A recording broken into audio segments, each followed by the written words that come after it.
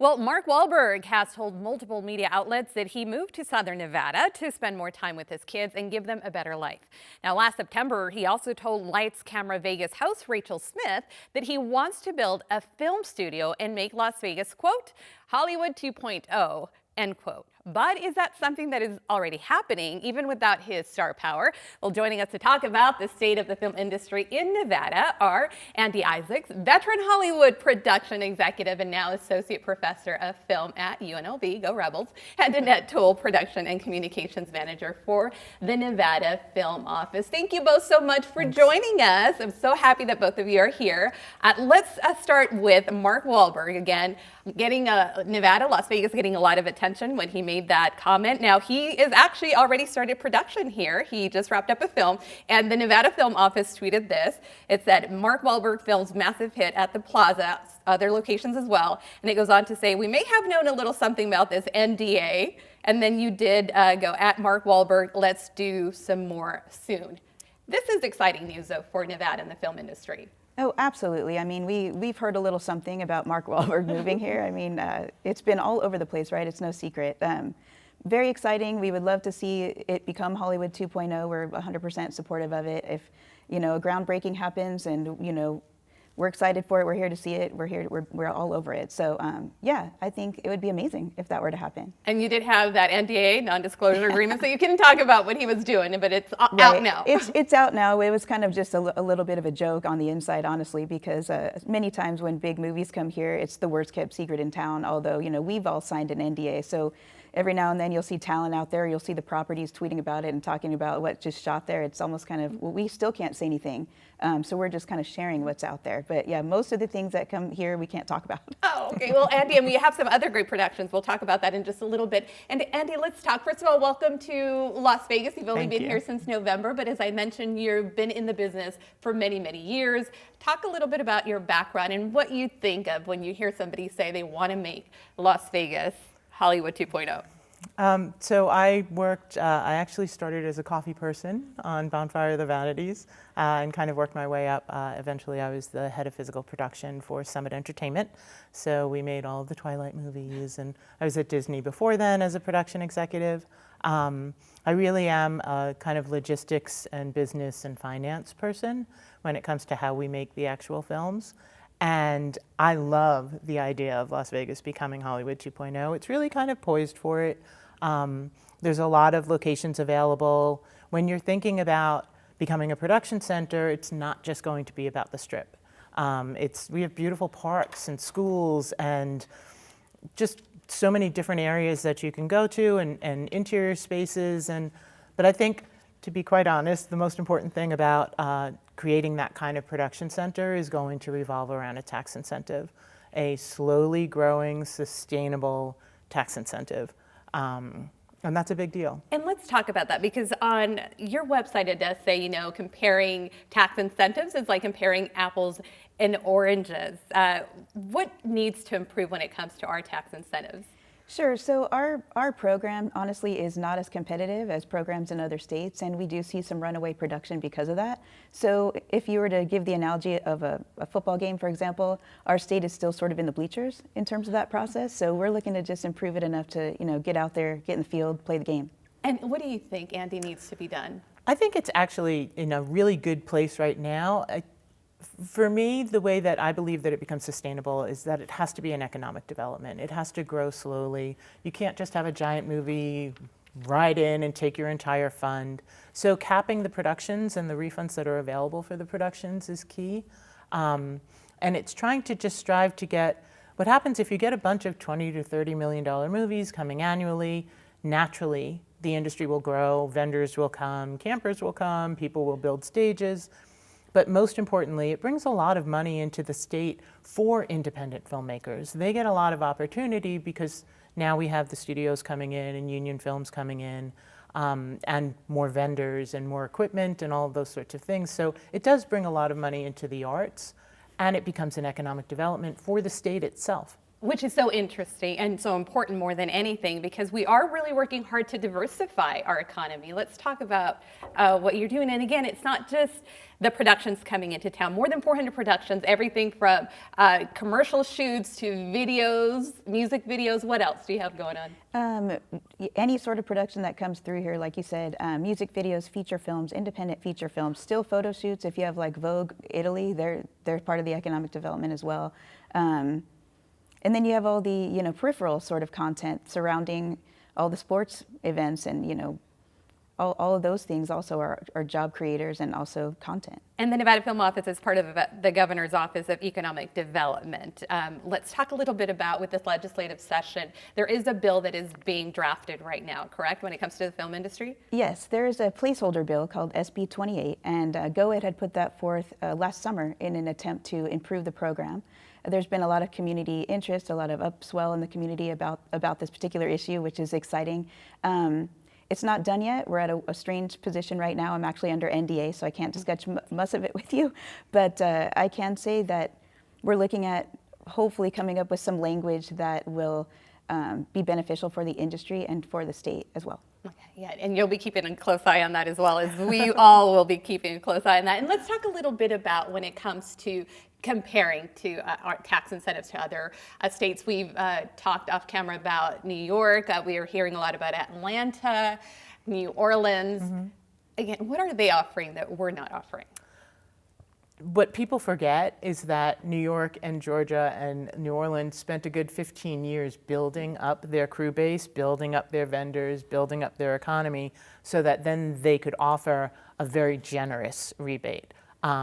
And it's worked for them. And I think that that's the most successful plan, is that you build it up to really have a production center and then increase the caps and the things that are available for an incentive. And then for the longest time, we were hearing about Canada. So Canada was very smart. When they created an incentive, they invited everybody. Mm-hmm. And they said, train us. And everybody went up to Canada and trained everybody on what to do. And then Canada said, okay, the border's closed now. So we have our crews and you can't come here anymore. It was smart. There's probably 30% of the production that's done out of Hollywood is done in Canada.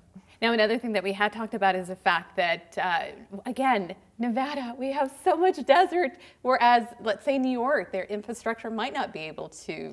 There's no room left to grow in New York or Atlanta, or even New Orleans at this point. You could build 15 sound stages here without blinking an eye. Georgia, around 19,000 people, 19,000 crew, went to Georgia when they started the incentive. Most of, the places that have had sustainable incentives have had huge growth just in people moving to work in the industry there. So it's definitely an economic development. Yeah, and let's talk a little bit about Nevada, because I love your Nevada Film Office. Your motto is your imagination, our locations. And you have on your website, there's like this virtual map. You go and you click on it to see all the different locations. It's not just Las Vegas and Southern Nevada, so many different locations. Yeah, that's right. I mean, obviously, the Las Vegas Boulevard it's a destination for film and for visitors too. So it's that alone brings in production. But there are so many other, to echo Andy's point. So there are great locations. We've got Mount Charleston. We've got lakes. We've got obviously desert. We have snow-capped mountains in northern Nevada right now. And a lot of people don't put that together. Like, well, there's snow in Nevada? Yeah, there's actually snow in Nevada. We've got rural areas like Ely, who has attracted production just because of the working steam train that they have up there. So we get production throughout the state.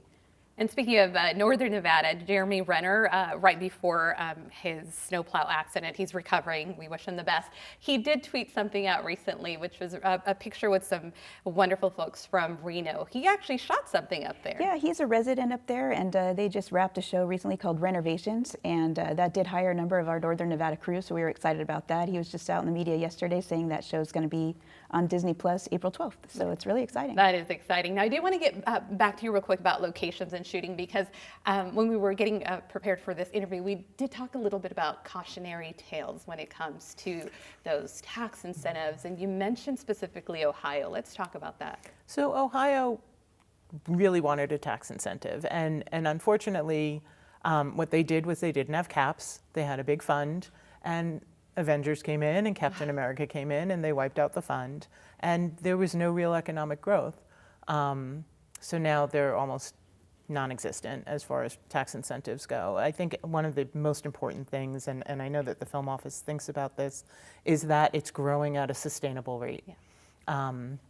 And we're just poised to be an incredible production center. And the actors feel very comfortable coming here.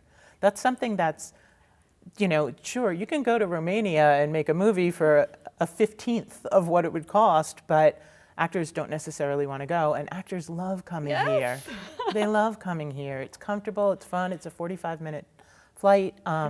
It's really very much poised to be a huge production center. Oh, that's great. Okay, another thing I do want to talk to both of you, CinemaCon coming back to Vegas next month. This is the official convention of the National Association of Theater Owners. Let's talk about the future of theatrical releases. I see a smile. That's a good thing, right? I truly believe theatrical will boom again. I think that, the industry, I always say it's like a bellows, and most of my students are like, what's a bellows? But it expands and it contracts. And during COVID and during streaming and the popularity, it took a little while for everybody to figure out how they were going to do this. But theatrical is like nothing else. And the studios will definitely start concentrating on theatrical again. The streaming is condensing and contracting, and I just think that's fun. I think it'll be a lot of fun. And there is nothing like watching a film on a big screen. When I was at the Beverly, you saw my big smile. That's why I was smiling, because there were those memories. You can watch it at home streaming, but nothing like a movie theater. No, I agree with you wholeheartedly. I think it's great. It's the way that movies were meant to be watched, in my opinion. So yeah. And let's talk a little bit about creating opportunities for the next generation of filmmakers. Yeah. That's something that you're very passionate about. You're doing that right now with the Moving On Club. Let's talk about that. One of the things that I think film schools around the nation have started thinking about was, how do you bridge that gap from study to industry, to work? And UNLV was looking for that. That's, it was immediately became a home to me, because that's something that they really embrace. And I teach a class of the business of Hollywood, to understand how studios work, how unions work, how production works.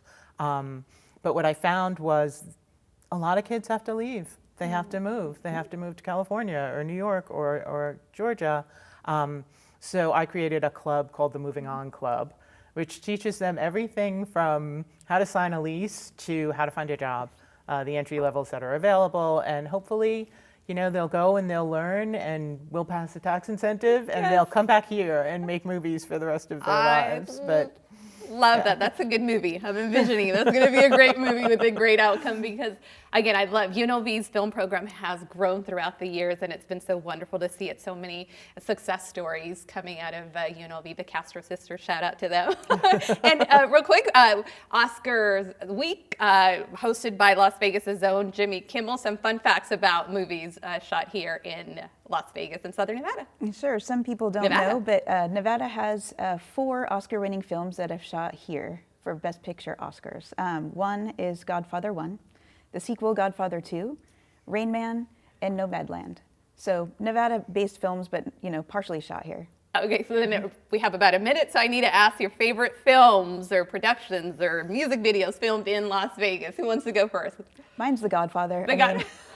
There's no denying. I'm gonna have to go with The Godfather. The Godfather, also. Really? Okay, that's interesting. Okay, don't judge me comedy-wise. I have to say Austin Powers.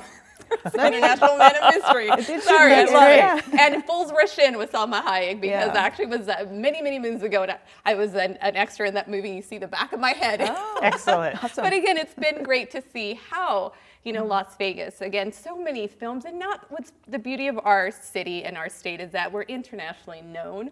I remember watching Mexican novelas, telenovelas, soap operas, and they were, vamos a Las Vegas. And sure enough, they come to Las Vegas, right? Yeah, there's always a reason to write that in the script, right? Even if it has nothing to do with the movie at all, they'll figure a way, in reality shows especially, to let's go to Vegas for the weekend. Or there's always a reason a lot of the time to come to Vegas, which is why we get so much production surrounding Las Vegas Boulevard. Thank you so much for being here. Again, something we're also very passionate about, and this is a call out to Mark Wahlberg. Ricky, right? We're going to hold him accountable. If you're watching, I'm sorry, this camera. If you're watching, have your people call our people.